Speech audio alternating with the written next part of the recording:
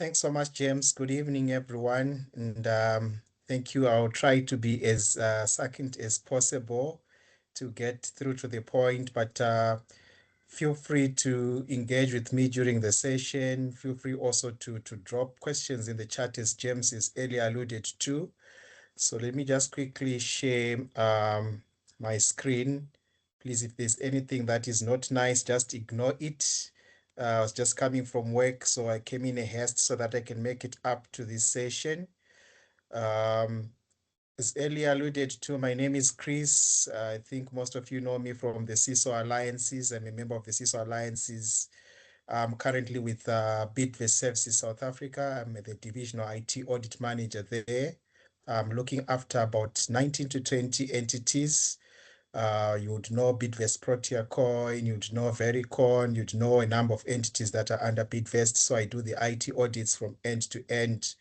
So the good thing is that I interact on a very regular basis with CISOs, CIOs from various platforms, including here at the CISO Alliances.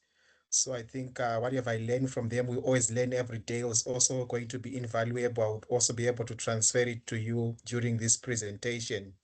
So during the IT web presentation, I was presenting on establishing metrics to measure the success of your cybersecurity program. Okay, great. So that's a short intro about me there. And that's the end. I'm joking. So according to Stephen Covey, when he speaks about 7 habits of highly effective people, he says it is important for us to always begin with the end in mind. So whenever I want to do something as a cybersecurity professional, as a CISO, as a CIO, whatever role you play within an organization, it's always important to say, what do I intend to achieve at the end? The moment you start by looking at what you intend to achieve at the end, it makes you a more effective person, and you become kind of outcomes-based person, and you set your goals quite clearly with the outcomes actually in mind. So that's why I had to start by saying this is the end. I intended to say, look, the end is quite important than the beginning. So how I will unpack this topic is that we will look at the why. Why do we need to come up with metrics in the cybersecurity space? Why do we need to measure metrics in the cybersecurity space is the first question, which is actually that end that we spoke about. Then where we're now looking at to say, in which areas within the cybersecurity space can we actually measure metrics? So it's quite varied, but we will unpack that. And I would want you also to engage. You would have specific areas that you feel like, what can I measure in this particular area? So we try and look at the where, which is the location or the domain where we need to measure those metrics. Then we then come to the how part. The how part is now to say, how do we actually measure those metrics? So we'll look at things like how do we actually collect the data? How do we ingest that data that we're going to use for measuring the metrics? What kind of methodology or approach do we take in actually measuring the metrics and reporting on those metrics? Then finally, the what metrics now, the metrics themselves. So you can see we're starting actually with the end and coming back to the things, the measures themselves. This is the what aspect. Then we're going to come with those funny ratios and quantified measures, qualitative measures. So that's the journey that we're going to take together. Feel free to raise your hand, and James will possibly assist me to say there is a hand up. Then I'll be able to pause. If I move a little bit fast, please do indicate. And my apologies in advance if I do move a little bit faster. So that's going to be our agenda today. I hope everyone will enjoy the session, and I'll try my level best to ensure that we learn 1 or 2, 3 things that we can be able to apply pragmatically within our different environments.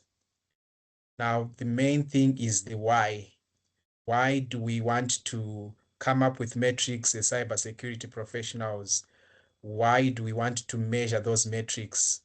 So there are a number of reasons why one would want to establish metrics for a cybersecurity program. Obviously, the people, the sponsors within an organization, your board of directors, your stakeholders want to have a return on investment. if they're investing heavily in IT, whether they're buying solutions, whether they're identity and access management solutions, whether it's zero trust architecture that you're trying to come up with as a program, or whether it's a once-off thing that you're just doing, or it's an ongoing program that you're doing within the organization, there is an important thing that you would need to know, which is return on investment. When you're speaking to stakeholders, when you're speaking to the sponsors, they want to hear dollars, they want to hear rands. What are we getting in 10? What are we really getting? Sometimes you might not necessarily monetize it that way, but there should be some kind of measure that then helps to say we are really gaining some kind of value, or what we call benefits realization according to COVID 2019 and other frameworks. So benefits realization quite important. Hence, we need to have those metrics and measures that we are going to use from time to time. Then also there is the need to avoid wasteful expenditure. So sometimes you have an audience that's coming from a government perspective, working in the public sector. They've got the Public Finance Management Act. They talk about unfruitful and wasteful expenditure. Many times people go out there and they just buy things for the sake of buying. They duplicate efforts, and we don't have proper enterprise architecture within the organization.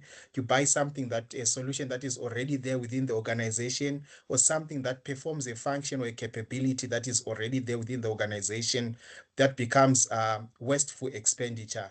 So this is also one reason why it is important to have metrics. We want to try and avoid wasting money. We want to see what is coming out of these programs, what is working, what is not working, where can we refine. We can never be 100% perfect. What can we adjust in order to ensure that there is value at the end of the day from whatever cybersecurity programs we are engaged in. And there's also the risk assurance aspect.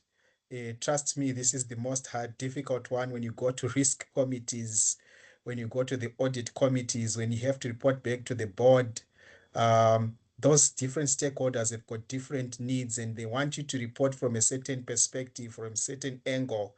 They want to understand what are you doing from a cyber perspective. You have to justify whatever programs you are doing through these measures and metrics. It simplifies, it makes them maybe visualize certain things that are happening within your environment. Then they'll be able to digest that and be able to make amicable decisions, which is the next one that I'm talking about. They want to make decisions, whether it's strategy inclined decisions, whether they want to talk about also investments, or to optimize your cybersecurity operations. So decision making becomes quite key when you go up the ladder. Usually CISOs, we sit maybe somewhere in between as middle managers.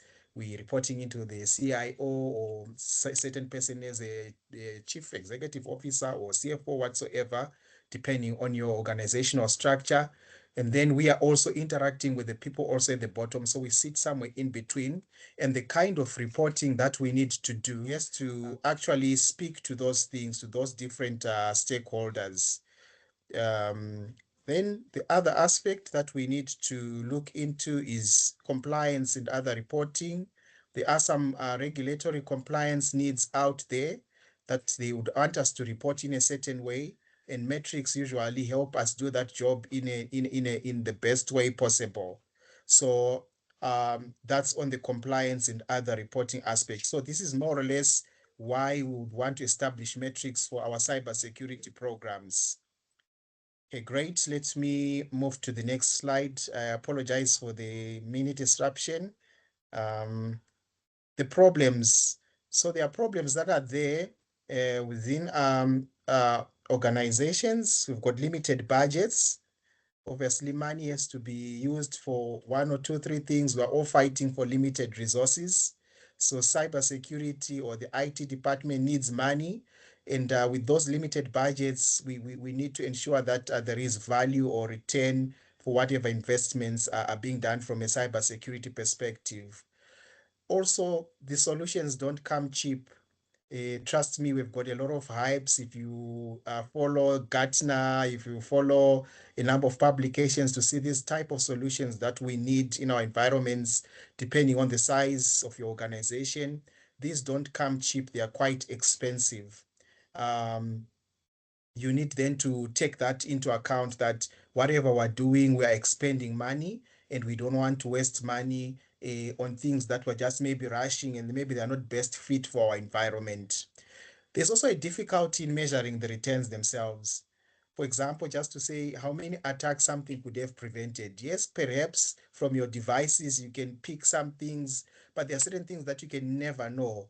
What we can just get is to say, oh, we are safe, we're not attacked, or we managed to sail through the year without having a major incident. There are certain things that are very difficult to quantify or very difficult to directly trace the value that comes from a cybersecurity program.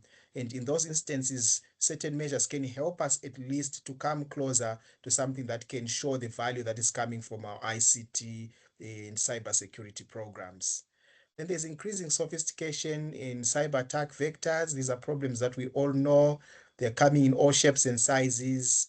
Poor reporting to stakeholders. Many times when I speak at conferences or when I meet C-level executives, they often complain that we as CISOs or CIOs actually have a challenge. We're very technical people, or techies, should I say, but we do have a challenge of putting things in terms of numbers, explaining them in the language that they really want to hear so they can see how well we are actually progressing. Not to say we're not progressing, we'll actually be doing well, but usually we don't have the kind of maybe from the business acumen side to report in a way that makes them understand, see the trends, that this is moving from A to C to D in that way. We usually just want to say the vulnerability is here.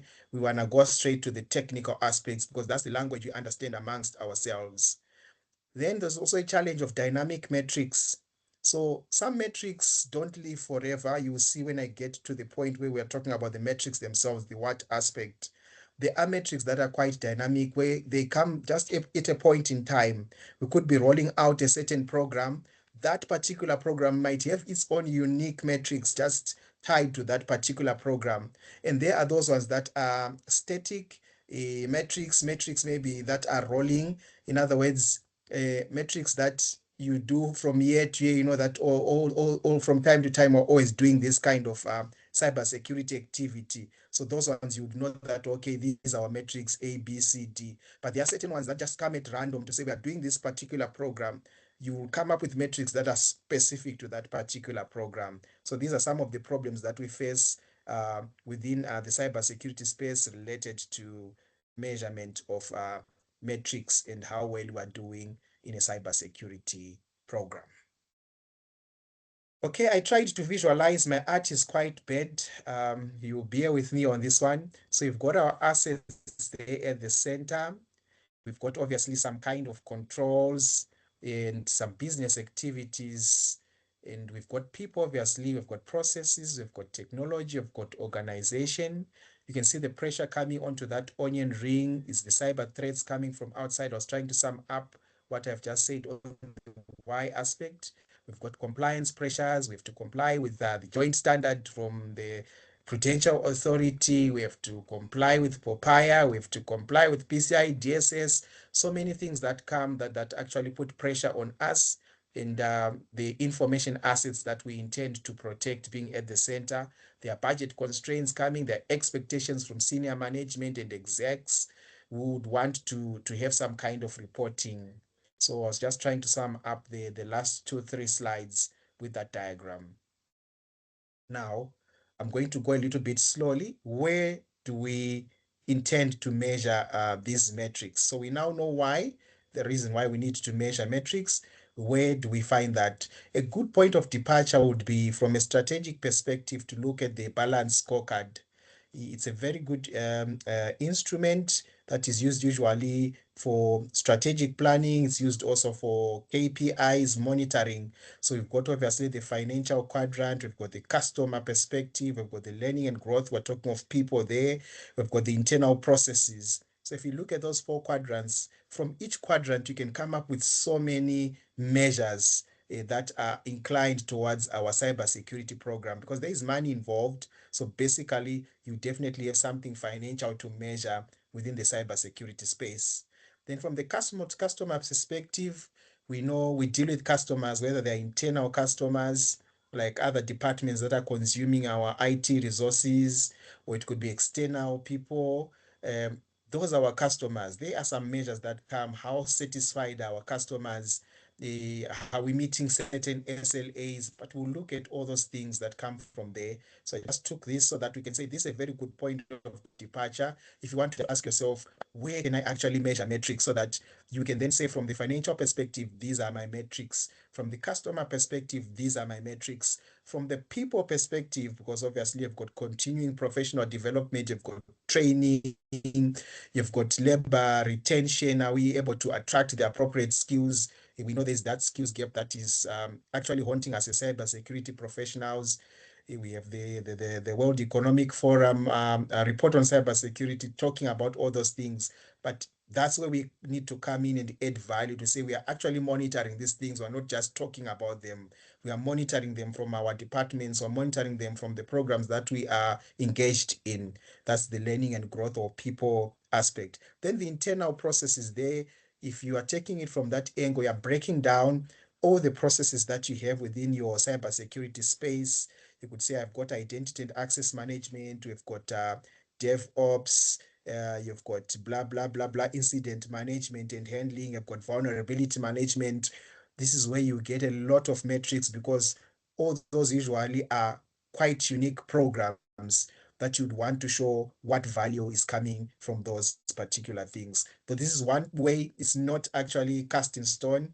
There are many ways that you can start with to get your way aspect. Some people would start even from a risk perspective, just in general, to say, from a risk perspective, I want to pick our most significant risks, because we don't have time to measure everything. From those most significant risks that are emanating from our risk register, we want to create measures or metrics that we can actually look into. Don't know if there are questions so far. This is the way aspect, where the point of departure. And I'm going to drill down a little bit into the internal aspect, that internal perspective of the balance scorecard. So there we go. So let's say you break it down, you say we've got asset management. In asset management, we want to talk about number of devices that we actually know.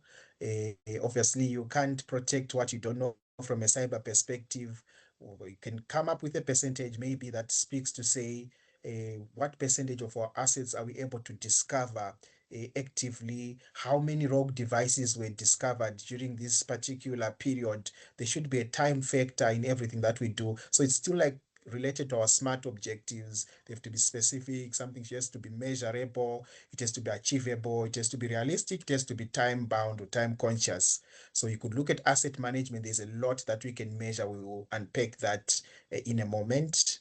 Then there's the IT governance, risk and compliance. We're looking at certain compliance needs. How are we meeting those ones? Whether it's also devices that they to comply with certain policies within the organization.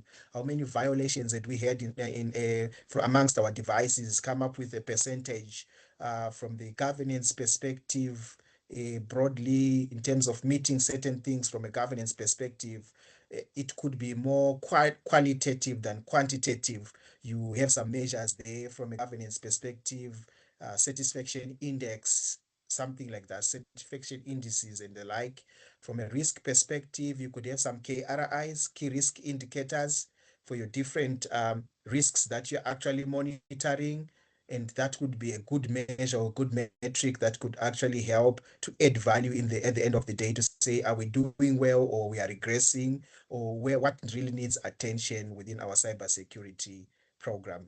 We come to data governance, we're talking about things like your data loss prevention. So across the whole data life cycle, from the time we're actually creating our data, if let's say you were starting a data governance program, you didn't have it at all. So you might have a point in time for a program where you're actually saying, okay, what has been the progress in terms of classifying our data? What has been the progress in terms of labeling our data? Uh, all those things come from a data governance. DLP, how many files from the different tools? I think Microsoft has got some also good, cool tools, which actually look at things like DLP scores and all those things from a data governance perspective. Then we come to our security operations, a lot of things that we do as part of our day-to-day security operations, whether it's incident handling, the tickets, everything there comes under security operations. I'll unpack it also well as we go further.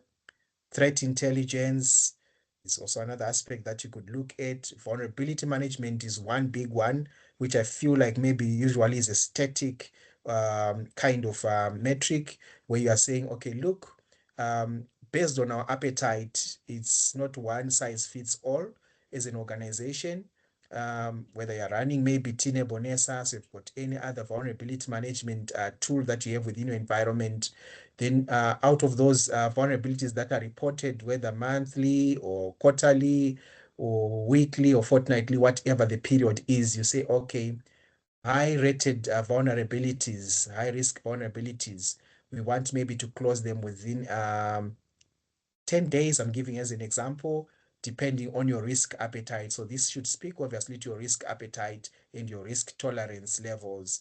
Then you can then say, okay, our medium rated vulnerabilities, we want to close them maybe within 30 days. Then the low ones maybe within 90 days. I'm just giving as an example. So you have certain measures there, some kind of key risk indicators, KRIs, for those vulnerabilities to see whether you are meeting that particular SLA that you'd set for yourself.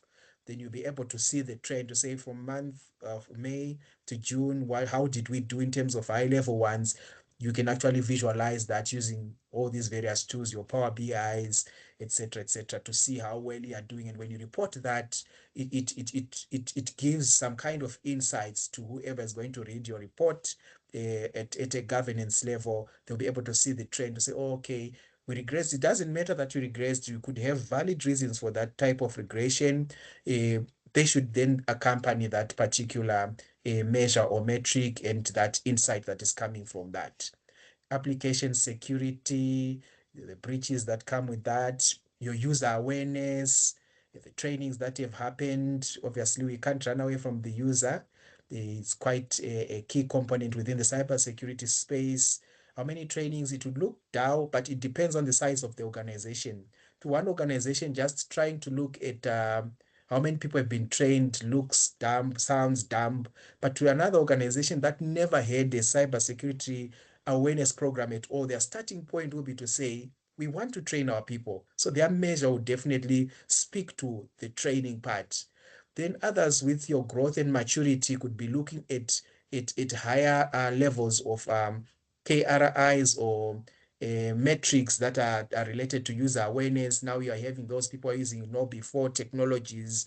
You're trying to say, okay, when we ran our phishing simulation, what is our phishing proneness, our industry benchmark, you're trying to now, all those are metrics that you'll be able to report, and you need to have them well planned and well documented within your plan as a cybersecurity professional. Then we go to identity and access. We're talking the whole identity and access life cycle from the time someone joiners, movers, leavers, access attestations. How well are we doing in that? Had there been any incidents where it's reported that maybe people were granted access? You could have those kind of measures. So like I said, it depends on the size of the organization. It depends on your risk appetite and tolerance levels, and that should inform the kind of metrics that if there is any discontent between the risk appetite of the organization and whatever you're measuring, then whatever you're doing is a futile exercise. It has to speak to that, because we want to marry, when we get to the board levels, we want to marry whatever metrics you're measuring to the broader ICT strategy or the broader cybersecurity strategy and the strategy of the organization as a whole.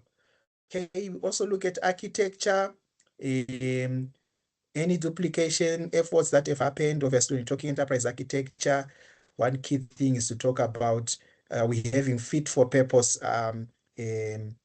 solutions or capabilities within our enterprise. So we want to measure things like to say, whenever there's been some duplication, um, how many duplications happened, how much could we have saved if we had not duplicated those solutions, Did we have any instances where we had systems that are not interoperable, that don't fit in within the enterprise's architecture? So there are many things that you can come up with. You can be as creative as possible, but you don't have to be creative to the extent that you are creating key risk indicators and metrics that don't add value or that are irrelevant for the sake of just saying, I've got a lot of metrics. You could be having just a few, but those few are quite relevant in your environment. They speak to risk, they speak to the strategy, they speak to a program that is running, and you're actually trying to see what's happening. So all those measures, if you are looking at project management, you want to look at things like which projects have failed, number of projects that have failed, number of projects that have actually made it on time, all those things. That way, on time completion of projects, that's a good metric that you can show that maybe operations are being done well from a project management perspective, etc. Okay, so these are just examples as a point of departure. You can add to the list. Some people break down the domains of cybersecurity into even more facets than I've got here, but it's not about quantity at the end of the day. It's about value creation at the end of the day. Okay, great. Let's see if I can. Okay, the often forgotten ones, because as technical professionals, we forget things that come from a financial perspective, things that come from a human resources perspective. There are labor cybersecurity metrics, like I said earlier on, to say what is our labor rate of labor turnover within our organization, specifically from a cybersecurity perspective. How well are we retaining our staff? Like we said, we've got a challenge with these skills. It's a measure that we can have. Yes, if it's not doing well, we need to point to say what is the root cause and all those things. Then we can expand on wherever we are reporting. But those metrics like your labor turnover, CPD completion rates, there are things that we often forget because we are looking more at the hardware, we're looking more at the software. We forget that there are other elements that make up the cybersecurity space and all that speak to any program that you're actually working on. So that's our way part. How? So how is like a kind of an approach. I'm going to go a little bit slowly here. You start obviously by understanding the business and its cyber landscape. In which industry are you operating? There are certain metrics that fit a certain industry. The business model, the objectives of the business, the strategy from a business perspective and from an cybersecurity perspective, to identify risks and quantify them. You then establish your metrics and your measures. Now, if you've got those metrics and measures, someone will ask and say, where are you going to get the data continuously? Because it will be a little bit blind for us to say, want to measure this, want to measure this, but we don't know the sources of data. We need to know what are the sources of data, how are we going to obtain that data, in what form are we going to obtain that data. So some data comes from your devices. It could be your firewalls, it could be your switches, it could be from your SOC, it could be from your applications. It could be from certain network monitoring devices. It could be coming from reports that we get from our different maybe subdivisions. It could be coming from your data warehouse. So you're trying to uh, identify also the sources that are going to feed the data that you'd want to use for your metrics that you are going to actually measure. That's why I put it in yellow and I put a star. This is quite critical because many times we can be ambitious with these metrics that we want to measure, but we have not put a thought in terms of the sources of the data and how we obtain that data. What challenges do we have? Do we need certain permissions to get that data? Then benchmark exercises also, you need to think about them so that we don't think myopically or we don't measure ourselves myopically. We operate in an industry, don't operate in a vacuum. If you're in the insurance sector, who can we also measure ourselves against? Are the sources of data that we can use that are publicly available? We want those benchmarks to see how well we are doing against the industry. The directors will be very happy to know, oh, well, these guys are actually considerate to say that we don't operate in isolation. Simulation tests, they also produce certain metrics. Your IT DRP tests, your cyber crisis simulations, they give you certain figures and numbers that could speak to how well we are doing for those particular programs. So not to forget the simulations and the tests. Then after you've got your metrics, you now know your sources of data, then things start happening within the organization. You start measuring, you monitor and evaluate what is working, what is not working. You report and then you look into improving. Obviously, we always look into improving lessons learned from this whole process. So this is more or less a high-level approach which can be adjusted and twisted to fit your particular circumstances within your organization. Coming now to the most important thing that most people would want, and some of the things are not going to be surprises, are things that you know from a day-to-day perspective. So I once spoke about rolling versus point-in-time metrics. Like I said, there are those metrics that you know that come hell, come thunder, we are going to be measuring this thing from 1 month to the other or from 1 year to the other. And there are those that just come at a point in time for a specific program, got a specific project that you're doing or a specific program. So those metrics could be unique to that particular program. So we need to differentiate between these two so that then when you're doing so, then you know that, oh, this one just comes for now, it's done. When another project comes, maybe it fits, but the rolling ones, you must know that these ones, management or senior management should expect to find the rolling ones there. Okay, some common metrics. I'm going to start from left going to right. I'll try to be a little bit slow. And I know most of you know some of these, and I want you to add to this so that this becomes an invaluable exercise for everyone. Mean time to resolve, MTTR. How long is it taking us in terms of time to resolve issues, whether it's cybersecurity incidents? We want to know that how well are we doing? Are we regressing? Are we doing well? Mean time to acknowledge. So sometimes people don't know that just acknowledging that this is really an issue is something that can impact the whole incident life cycle. So that also needs to be measured. How well are we doing, our support teams, in terms of acknowledging that this is really an incident and classifying it accordingly? So those measures must be done. Number of incidents that were thwarted, if there are any cyber-related incidents that were thwarted, how many were there? What is your target? Because if you don't have a target, then you are just measuring against the air, and then your metrics become irrelevant. So this is from the incident management side of things. There is more that you can measure. I'm going to ask later on you colleagues, obviously, to add some things here for incident management. Let's go a little bit lower. Asset management, asset compliance, unidentified devices. I've got this red one that I've just introduced lately for my organization, and I've been selling it in a very good way for the different entities that we have where I am working. So the asset value versus the security controls cost is a very basic measure to say, okay, what is the value of the assets that we intend to protect? Because many times people don't map the cybersecurity solutions that we have versus the cost that we incur. So if we've got a cybersecurity solution that we have, we want to map it to say, you solution A, you are protecting asset A, asset B, asset C. What is the value of asset A, B, C? We come up with a nice ratio wherein we are now trying to say this particular cost, we are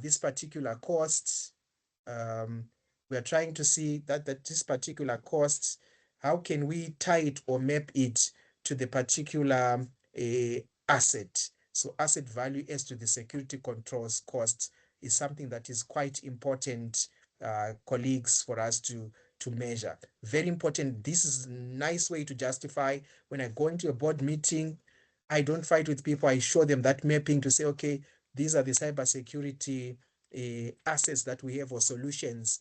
They are protecting these. You actually see some of them cross. It's protecting this, protecting that. So many users, so many devices. This is how much it's costing us. We can come up even with a granular ratio. That granular ratio could actually then say, for each particular asset, how much are we expending? Is it worth it? Are the benefits worth the cost? That's where it would come from. So that asset value, sorry. Chris, can I just jump in there because John's got his hand up? Sorry, mate. Over. It's okay. John, do you wanna jump in there? Yeah, thank you. And Chris, it's I've actually got two questions, particularly on the asset aspect.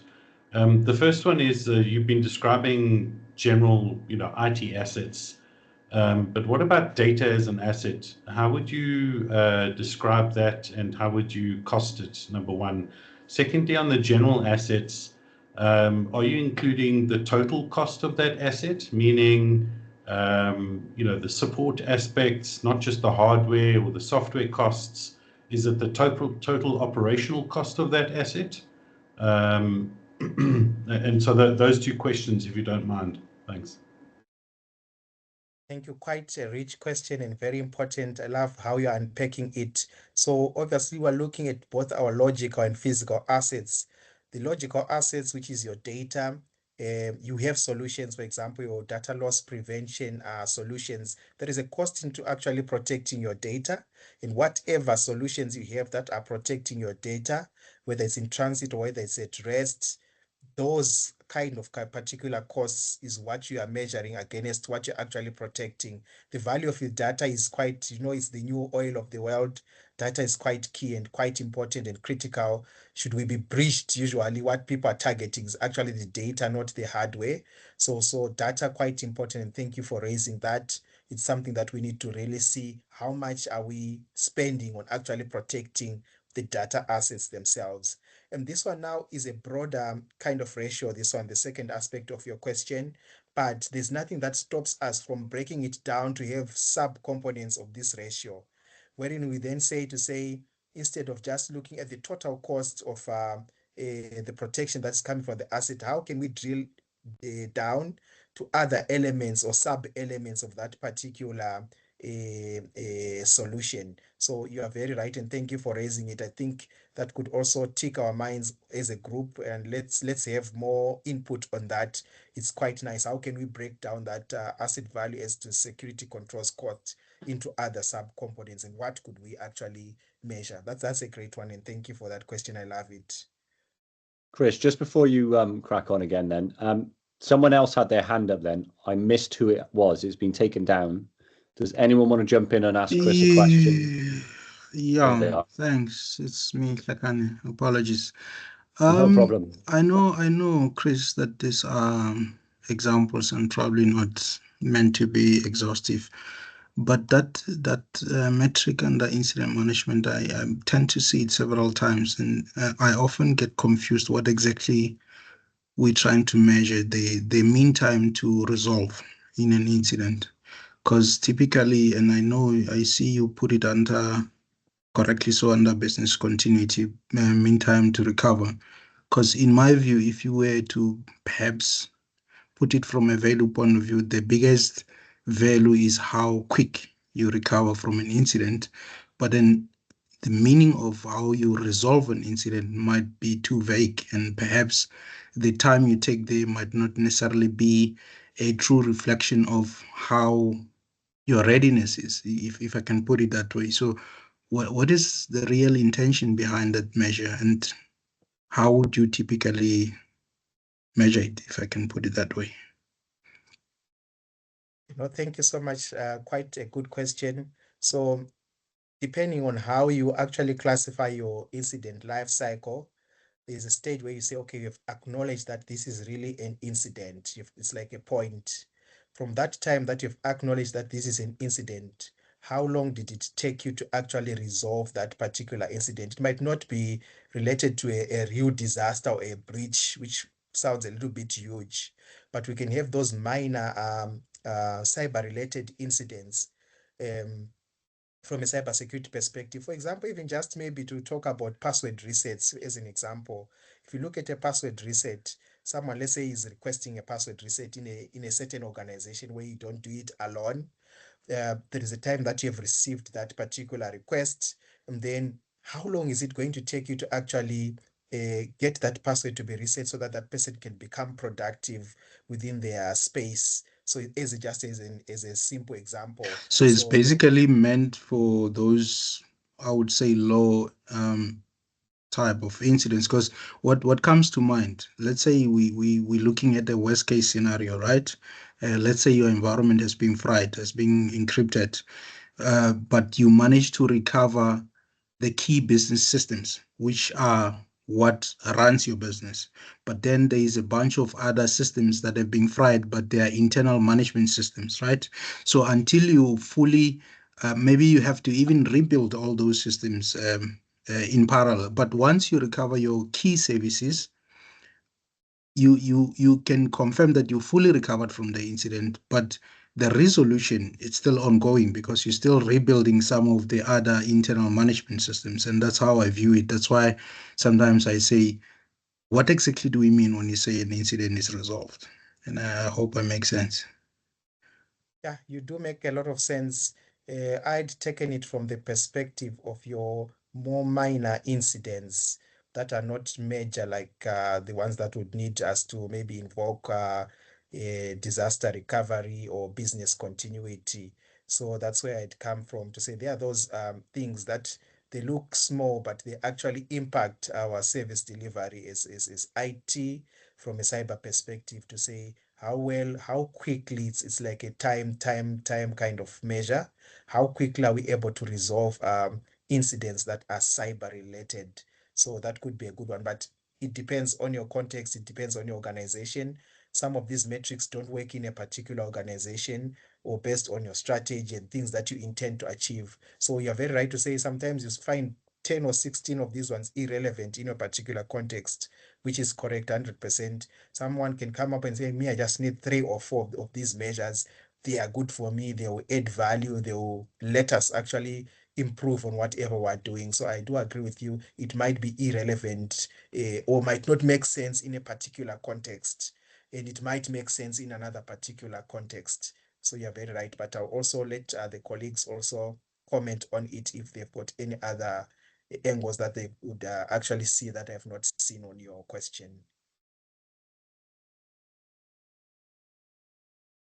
James, do we have another hand? I don't know if I answered you, but I'll also let No, colleagues. there's no one else has got their hand up, Chris. I think that's brilliant. I think you're good to carry on. I'll monitor it, obviously, as I have been, but anything else comes up, I'll give you a shout. Thank you so much. Okay, then mean time between failures. So this could be indicative of problems also in the problem management kind of thing, wherein something happens, there's a failure here today with a server, it fails again in the next couple of hours, it fails again. If we are noting all those things, they could actually help us to say, what is the average time between these failures for that particular maybe asset or system?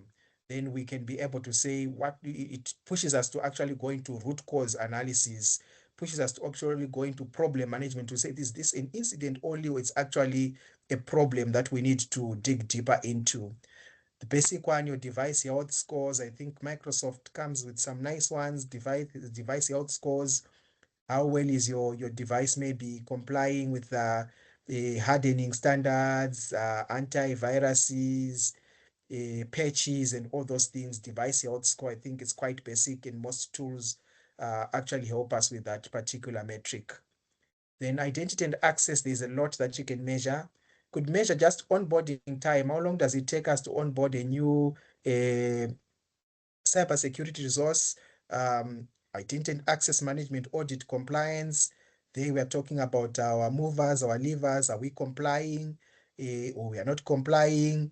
IAM incident rate. Do you have any incidents that are related to identity and access management? Why I take this and say falls under cybersecurity, not just also general IT support, is that access is one key thing from a cybersecurity perspective. We're always intending to protect, obviously, the confidentiality, the integrity. It usually starts from the access itself. If someone then gains access, yes, they can deprecate your confidentiality. They can deprecate also your integrity of the data that is there. And they can also deprecate the availability by tweaking certain things and making maybe services unavailable. So access is actually key from a cybersecurity perspective.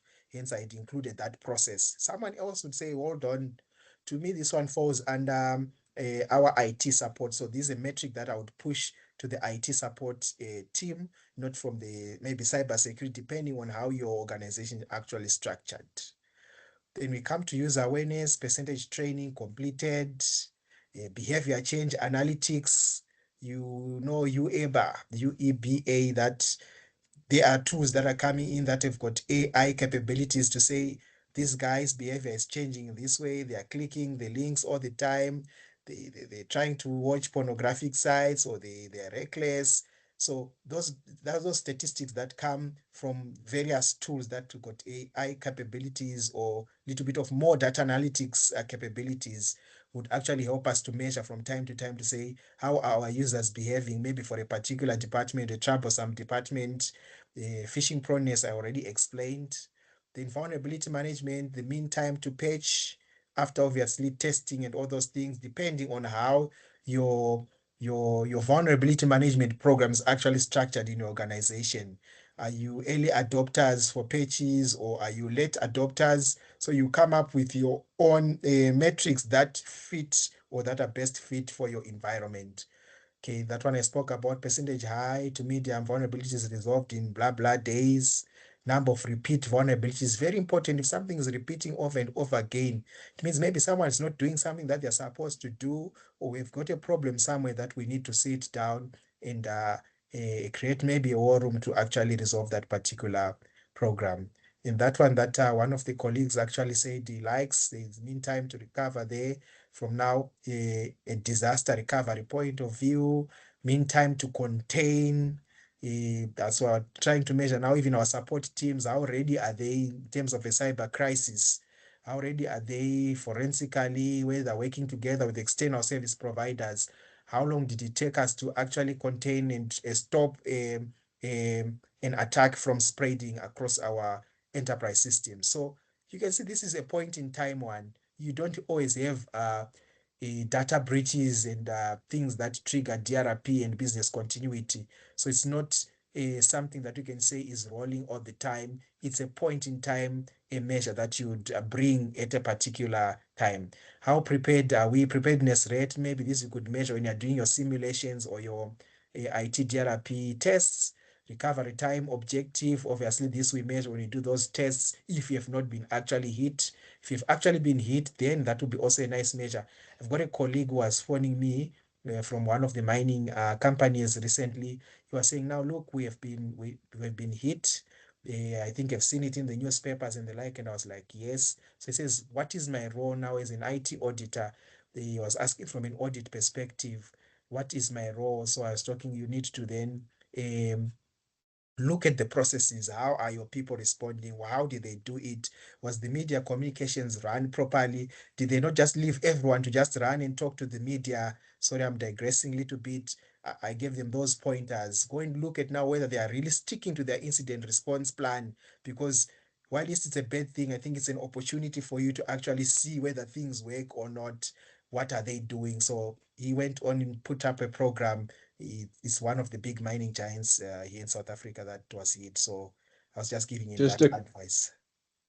Just to stop you there, Chris, we've got a question in the chat regarding the percentage of training completed.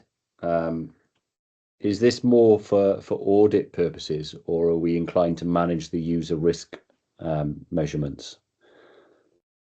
Right. I love that question. So it is important for us to be always proactive rather than reactive, because many times we wait for the auditors to come and raise findings for us. But us as CISOs, as CIOs, we could be doing this more proactively. The auditor comes, says, I want to, you just throw it into their face to say, look, we already also check ourselves, the percentage training to see what value are we getting? How are we getting our users aware of the threats that are out there, whether it's phishing threats, spoofing threats, etc., etc. We want to be more proactive. So we are measuring it from a proactive basis to say, from our trainings, who is the problem child? Who doesn't complete the training? So I was saying, a mature organization, that would sound a little bit to say, we already do that. You'd need maybe to take it to the next level. That's where we are having now your behavioral analytics to say, those ones that we know that are problematic, what else can we measure on them, their behavior? Now we're monitoring them a little bit more closely. What is happening? Is there some behavior change? How can we instill this behavior change? There was a session that the CISO Alliances did with No before, and I loved some of the things where they spoke now about culture, how to actually make people have a better culture in terms of things like phishing and all those things. You try to find the root cause. So this is more proactive.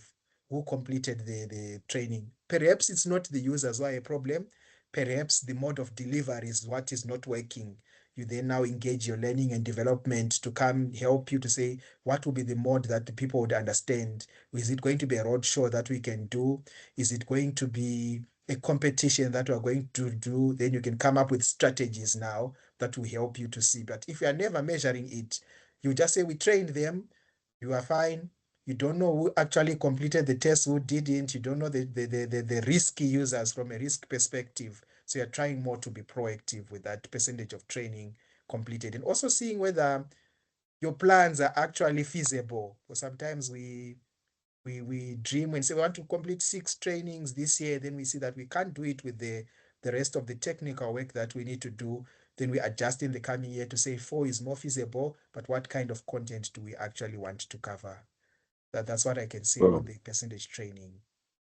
Awesome. Thanks, Chris. I know we got another comment in there that just speaks to that point of, interested to see how the metrics evolve as the processes mature, and that percentage of training completed is still important for compliance. Oh, thank you so much for that comment. And then John has popped in there. He believes that this speaks to the coverage across the organization, percentage total users trained, as well as any percentage of content viewed, and impact of training. These can be viewed against any increase or decrease in incidents where content is covered, e.g. phishing. And then he goes on to say, great insights, Chris, with the fire emoji. This brilliant insight. Have you got anything to add to those comments, Chris, before I ask if for you to carry on, or if anyone's got any other questions? I know there was a hand up again, and I don't know if it's my Teams, but it's been put back down again, and I keep missing it. Yeah, apologies. I don't know what's happening with my. So, but yeah, thanks. The other metric that is just of interest to me is phishing proneness, and perhaps not just to Chris alone, to the rest of the colleagues. Maybe I was using it wrong, but historically, I just found that measure to be very, I would say, unstable, if I can put it that way. So there's just a lot of dependency. So for example, depending on how many or how often you run your phishing simulated tests or what templates you use, I find it to be very unstable. You find you run it, and then today it's high, and then tomorrow it's low, and you think, oh, then it's working, and then you run it again the next day, it spikes up, and then you try to delve deep and you realize it's just not a consistent metric, and perhaps the approach that we were using was just wrong, because sometimes let's say you ran it in January, and then you go in December, you say, let me just repeat the templates that I ran in January, and then you expect a decline, and then all of a sudden you see an increase. So is there perhaps a better way? Because I would believe, especially if you invest in a phishing simulation tool, you somehow want to portray that it is actually adding value, but I find it very challenging to prove that value from calculation of phishing proneness. Is there any perhaps suggestion of a measure that is more stable from the guys? Thanks. Thank you so much. That's a good observation. So there's a lot of noise, obviously, with the phishing proneness. It comes with peaks and it's like cycles and all those things. But the good thing is, if you are having a tool or a solution that you have that has got an industry benchmark, you know that that noise is consistent also across the other people who are using more or less the same tool. So if you then still see yourself going up to 90%, I'm giving an example, and others within your industry during that peak or that trough or cycle, they are on 30, most of them, then that means there's something wrong on the side of your own entity. So while there is noise on this one, the nice thing is that you could complement it with things like your industry benchmark. Then that closes or reduces the noise that comes with this particular metric.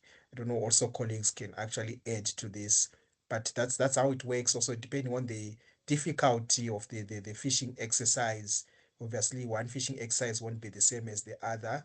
They differ in terms of how difficult they are. So maybe over some time you could actually end up seeing some kind of trend, to say, like you were saying, and you rightly said, so to say in December, maybe as it is towards holidays and all those things, maybe people are more relaxed. You're actually gaining some insights from that to say, okay, maybe people are a little bit more relaxed during December, or in January, maybe they are a little bit more alert, they are coming back, they are more energetic, all those things. So maybe you then target to even say our training programs need to be done more, maybe during the last quarter of the year, more than the beginning of the year, something like that.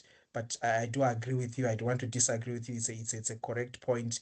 It's a metric that has got a lot of noise. And like any other measure, whether it's ratios in accounting and the like, they will not be 100%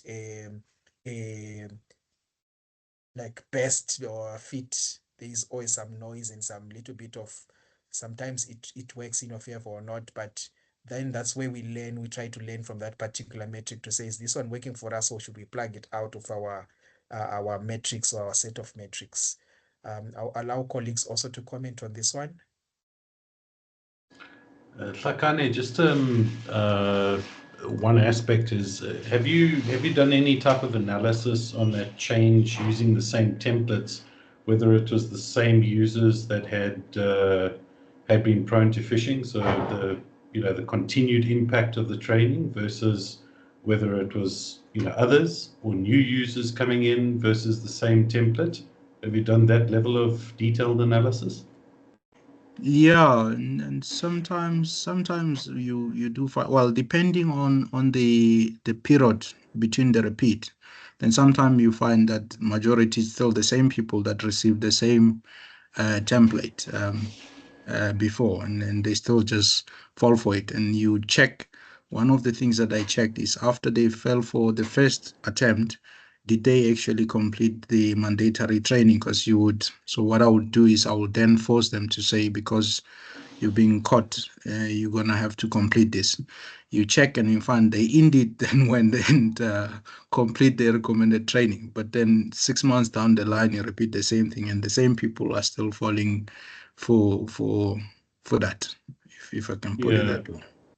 Yeah, I think or at least my experience, this is several years ago, many years ago. I'm showing my age a bit, but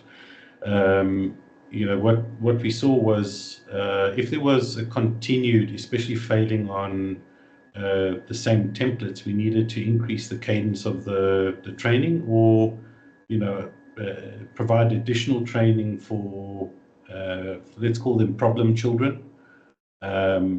Kind of like a one-to-one type situation, or a one-to-many in a small class environment where it's more hands-on, and it's less let's call it a training simulation or an online course that was run that they then needed to pass, etc. Because in the moment, people are different. Some people may concentrate really well. Some people may feel that because they failed to identify a phishing attack, that they really want to better themselves. Some people would be very indifferent, and so we're dealing with users and we're dealing with people more so than users, and that's going to be very different. So we have to try and cover as much as possible in terms of the way that they learn and the way that they retain information, which can be very different in different industries, different organizations, and different countries. They can also be affected by culture. So, the recommendation is that if, at least from my perspective again, is that if you've had multiple failures for the same people or same department, what you might want to do is then create focus training for them in a physical type of preference. Really go through it in detail in where they were failing, and then do a follow-up, right? Maybe try and increase the amount of training that they do. And the point is not to be obstructive or to try and be overbearing in terms of the amount of training, but it's to try and reduce risk and to try and assist them to better themselves in finding those types of phishing attacks. Some you'll get 100%, and others you're going to get very, very low scores. But as Chris said, it is very much a a peak and trough type situation. What we did from a business perspective in terms of metrics is back then we measured it per quarter, and then we averaged it per year as well, and then we did multi-year testing to see whether we were getting an increase or a decrease. We also then broke that down into risk departments, so which are basically aligned with the business departments, to see if different departments needed more information. Now, if you've got a GRC tool, you can pipe that information directly into the GRC tool and let it create the percentages and obviously highlight the risks into your risk register, and then notify accordingly to the ISO for that business unit, or all the way up to the information security officer, etc. All right, thanks. Unfortunately, I also have to jump off. So, but I think what my point was, the phishing prone. I think what you explained makes sense, but where I have to use it to justify return on investment as this phishing simulation tool itself, then all the other extra interventions, what it then boils down to is that the phishing simulation tool is just giving you visibility of where to focus on, but it's not in itself helping you to improve that awareness for the users. It's just giving you visibility of where to focus on, which is fair. But yeah, thanks. I think it helps. And unfortunately, I need to drop, guys. And thanks, Chris and Tim, for the informative session. Thank you so much. James, I think I've got just 5 ones on the right that I'll just walk through. I won't take 3 minutes. Yep. Crack on, Chris. System downtime from a cyber perspective. You would want also to measure system downtime. Third-party risks. We're talking about third-party risks is something that is quite critical. I think there are some nice tools. I've seen Nedbank. They've got tools that actually check the scores for their third parties. Which kind of third parties are we using, and what are their risk scores? Are those risk scores as low as we would want from our risk appetite? Cyber insurance compliance, every time, maybe annually, you fill in those checklists. Yes, they are boring to fill in, but you can learn 1 or 2 things from whatever the insurers are looking at, because they also do some kind of research. So you want to see how are you doing in terms of insurance compliance. Are you being classified as a high risk by the cyber insurers?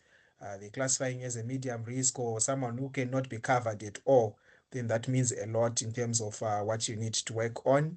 Audit findings closure, any cybersecurity related audit findings. How long is it taking you to close? Obviously, you have also an appetite here to say for the high risks, we want to close them within so many days, blah, blah. For the medium ones, we want to close them within so much time. Someone would be maybe implementing a governance system in the organization. Let's say, for example, COBIT. If you look at COBIT 2019, you've got obviously the governance and management objectives in COBIT 2019 and activities that you can actually use your CMMI, the capability maturity model, integrate. Those who have implemented COBIT before, you would agree with me. So you'll be able to see now on those activities, how are you growing? If your target level is saying want a maturity level 4 and you are sitting at 2, you measure again, you say maybe we're giving ourselves a 2.5, then you can see that you're actually progressing. And you can actually drill down to the different processes to say, okay, we're just going to deal with managed security now. We're going to deal with the domains that have to do with monitor, evaluate, and assess, something of that nature. The network performance, then failed or unauthorized changes, very important. Change management, impact cybersecurity. How many unauthorized or failed changes did we have within a particular period of time? Then we can be able to see how well we are doing.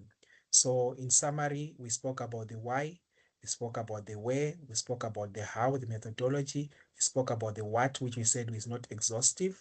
And I love the input that came from colleagues. You can see there is a lot of whats that can come in. And at the end, I don't know if there's any colleague, 1 or 2, James, if you allow us, so that they can add 1 or 2, 3 metrics that others can learn from also. Yeah, of course, Chris. If anyone's got anything to add, or we can, if you haven't got time right now to do that and you want to pass it over to Chris, myself, or Lee, then it will be added into the insight document that we put together. But has anyone got anything to add to that?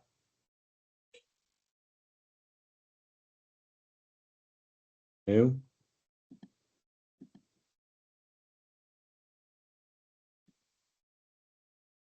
No? I know that we've just run over, so I appreciate, well, I say just run over by 12 minutes.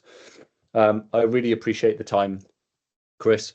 Hopefully the rest of the group has, from the comments anyway, find it very informative and have taken some really good points away from this.